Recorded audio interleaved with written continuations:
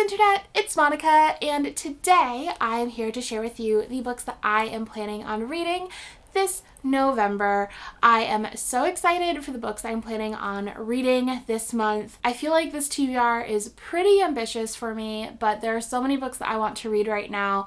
I'm very much so in a fantasy and mystery mood, so that's making up the majority of my TBR, but I'm really excited for all these books, so let's dive in. So for this video, I am partnering with Disney Book Group to celebrate the launch of Little White Lies by Jennifer Lynn Barnes.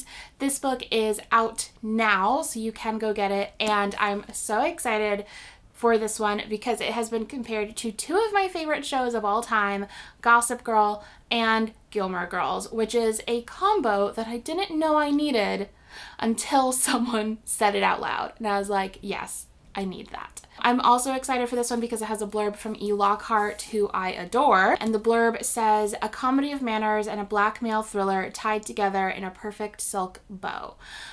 I am comedy of manners trash. Like, I love comedy of manners. It's like one of my favorite sort of, is it a genre? Like subgenres? This one is modern day and it takes place in the South in America, and it follows sort of like the social elite there. So the protagonist of Little White Lies is 18-year-old Sawyer, who works as a mechanic. She lives with her mother, who is single. She's never known the identity of her father, and they're very much so struggling financially.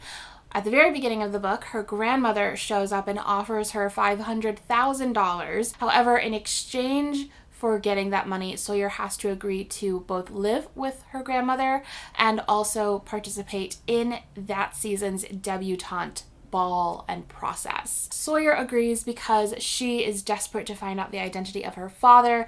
However, when she sort of becomes immersed in that debutante Southern high society world, she discovers a lot of the darkness within. And so the book is a YA contemporary. It has that mystery element of who is Sawyer's father, and also a lot of intrigue and social politics of sort of like that high society world. So very much so like Gossip Girl in the South, Gilmore Girls a bit with like the grandmother stuff, and the mother-daughter relationship.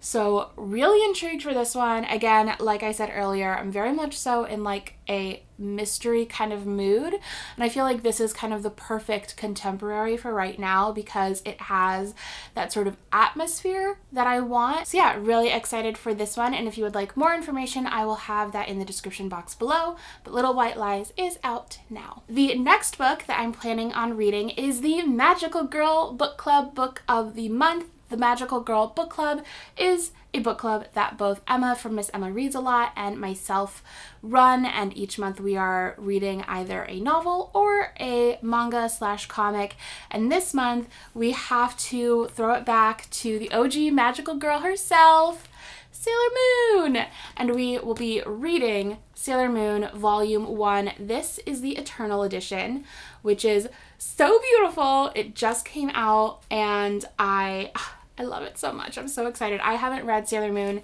in ages, so this is a reread for me. I believe it's also a reread for Emma, but it's basically a first read, to be honest, because I haven't read these in probably like a decade, you know, so it's been a while. If you would like to join us, you don't need the Eternal Edition. You can, I believe, just read like any volume 1. You already own it. I don't think you need to rebuy, but I'm really excited to read this with you guys. So if you're participating, let me know. Feel free, definitely use the hashtag Magical Girl Book Club or tag us over on Instagram and Twitter if you're participating, and we will have info over on the Tumblr page, which I will also link down below, if you would like to know when like the live show and stuff is going to be. We haven't figured that out just yet, but once we know, we'll let you know. But it'll be over on my Instagram this time, so keep an eye out for that. And if you're not following me on Instagram, you should do that. Next book I want to read, I'm so excited. I've been highly anticipating this one. It is very much so a departure from everything else that I'm reading because it's a very cutesy YA contemporary, and it is I Love You So Mochi by Sarah Kuhn. This book comes out like in a while. It comes out May 28th, 2019. So I am reading this very early, probably much earlier than I should be, but I'm so excited for it. I am actually friends, my friend Jeffrey is the editor for this book, and I very recently booked my first trip to Japan, and I'm so excited, guys. I'm going to Kyoto and Tokyo, and so I posted on Facebook, and I was like, if anyone has any recommendations for Tokyo or Kyoto, which, by the way, if any of you have recommendations for Tokyo or Kyoto, leave them down below. But yeah, I asked for people on Facebook if they had any recommendations to let me know, and my friend Jeffrey commented and said that this book, you know, while also being a cute, adorable, wonderful YA contemporary, also has like a what's what of what you need to be doing in Kyoto and like all the best spots. So I'm really excited for that. I'm really excited for YA contemporary that takes place in Japan, because I feel like that's really rare, and especially for it to be own voices, I think that's just amazing. I guess I should talk about what this book is about, though. This book follows Kimmy, she loves to sort of create these over-the-top fashions for her and her friends. Her mother does not approve of this pastime, though, and they end up getting into this very explosive argument. Afterwards, her grandparents invite her to come stay with them in Kyoto for spring break, and she accepts because she kind of wants to put some distance between her and her mom. While she's there, she meets a boy who is working, he's in med school, but he's also moonlighting as this like mochi mascot, which hence the name I Love You So Mochi. But she also learns a lot about her mom, and it just sounds really cute and lovely, and I'm so excited to read it. I just want to read everything set in Japan right now because I'm going. I can't believe I'm going. Honestly, this is like my dream since I was a child to go to Japan, and I'm so hyped. So really excited for that. Then, and I'll be honest, I'm not 100% sure the feasibility of me reading these next two books are, but these are sort of like if I have time, I would love to read these two. The first one is Night Film by Marisha Pessl. I definitely want to read this soon. Like, these next two books are for sure on my TBR for the end of the year at least. But Night Film by Marisha Pessl. Last month for the Magical Girl Book Club, we read Marisha Pessl's other book, Special Topic in Calamity Physics, which I really enjoyed. It wasn't my favorite book ever, but I like really enjoyed the writing, and I especially enjoyed the mystery. And considering that was like a much tamer mystery, I can't even begin. Like, the fact that this is like legitimately a mystery thriller, I'm so excited to read this, because that other one definitely blew my mind. So I like don't even know what this is gonna do. This follows Ashley Cordova, who is the mysterious gifted daughter of the reclusive film director Stanislas Cordova. And he is found dead, and she's sort of investigating that death. And it's told in this sort of mixed media format where there are like photos and websites and things like that throughout it. Sounds really interesting. I loved Marisha Pessl's writing in Special Topics and Calamity Physics, so I'm really excited to dive into this and just read everything she's ever written, because I'm very into her voice. Then I recently hauled this one, and by recently I mean in my most recent video, literally, I hauled this book, so I'm not gonna wax on too much about it, but it is A Winter's Promise by Christelle Dabos. And so many of you commented on my video saying that you had read this and loved it, and that made me even more excited to pick it up. So I really want to pick it up this winter, if not this month. Hopefully, I plan on starting it this month. I don't foresee myself finishing it. Also, the second Nevermore book comes out this month, so that is also going to throw a little wrench into my TBR. But I do really want to read this one. It sounds really cute.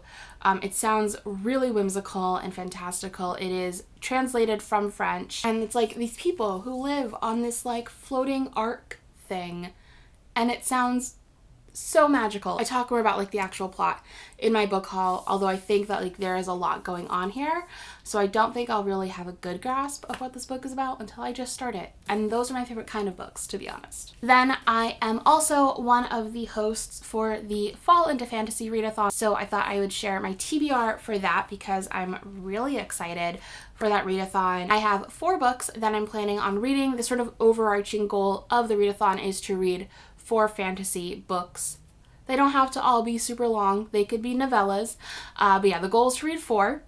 So I have 4 because I don't think I'm reading any more than that. And there are 8 challenges in total, so I've doubled up those 8 challenges. The first book that I definitely will be reading is Kingdom of the Blazing Phoenix by Julie C. Dow. This book I am so excited for. It is the sequel to Forest of a Thousand Lanterns, which was one of my favorite books. I adored it. That one is a retelling of Snow White, but it's the origin story of the evil queen, and it is all set in East Asia. It's like East Asian inspired, and it's amazing. It's so good. And this one is the sequel, and it is the Snow White story. And I am so excited to read it. And this ticks off the challenges of reading a diverse fantasy and reading a sequel. Then I plan on reading Alloy of Law by Brandon Sanderson. This is a spin-off series or continuation series type of thing from the Mistborn series. And I've been meaning to read this for ever. The Mistborn series is one of my favorite not YA. I guess it's not. It's like sort of a good crossover book. So it's like both general fantasy and YA fantasy, in my opinion. I feel like it gets shelved in both lately. But anyways, Mistborn is one of my favorite fantasy series of all time. It's brilliant. And so I've been wanting to read this for years. It's been on my TBR for years, and I just haven't gotten to it. It's a flintlock fantasy, so like a few centuries ahead of where the Mistborn series takes place. And I've heard that it's really fun. It's supposed to be very different from Mistborn. It's definitely a lot shorter. This is like a third of the size of the Mistborn series. The Mistborn series basically takes place in a world where the chosen one lost and the bad guy won. And so you see like that's the world that all these people are living in. The magic is very scientific almost. It's so well done. It's brilliant. There's so much going on in that series. I can't even begin to talk about it, but I loved it and I'm really excited to read this one. It's a shorter fantasy, which is also one of the reasons why I chose it. This ticks off the 2 challenges of read a book that's been on your TBR for way too long and read a new series.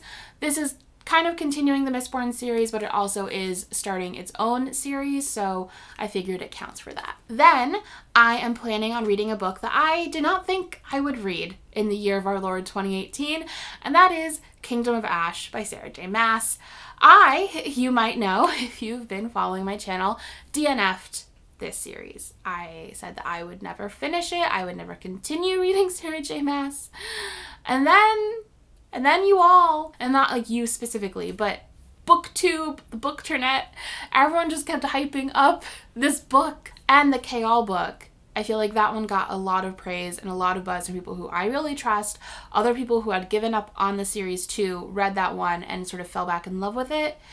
So I recently read Empire of Storms. I'll be honest, didn't love it.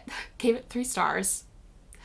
But it did sort of suck me back into the world and made me sort of fall back in love with those characters. And so now I'm invested again, guys. I'm actually currently reading, I always forget the name of the K.L. book. I just keep calling it the K.L. book. Tower of Dawn. I'm currently listening to Tower of Dawn. I guess that should have been on my TBR. But I'm currently listening to that one. My plan is to finish it and then read Kingdom of Ash during this readathon. I'll be listening to it via audiobook, and yes, I'm not proud of this, okay? But here we are. Anyways, Kingdom of Ash ticks off the 2 challenges of a BookTube recommended book, because literally the only reason why I'm continuing with this series is because of BookTube and BookTwitter.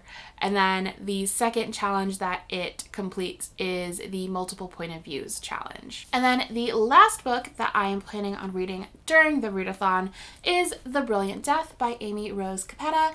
I talked about this also in my last book haul, so I won't wax on too much about it. This is a YA fantasy that basically just came out. It has 2 characters. I believe both of the 2 characters are gender fluid. I'm not 100% sure, but I know for sure CeeLo is gender fluid, and they can effortlessly swap back and forth between male and female. It takes place in this sort of like, I believe, medieval time period, and it follows this girl who is the daughter of this like mob boss. Her dad ends up getting abducted, and she has to use her talents and team up with CeeLo in order to try and rescue her father and save her family. sounds really good, really interesting, and I'm just very excited to read this one because I think we need more voices like this. It is written by the author identifies as Demigirl, I believe, and I think that's amazing. And I'm so excited that more diverse books like this are being created. So really hyped for this one. Those are the books that I'm reading in November, and I finished this before my camera battery died. So I'd love to hear what you guys are planning on reading in November, and I'll talk to y'all next time. Bye!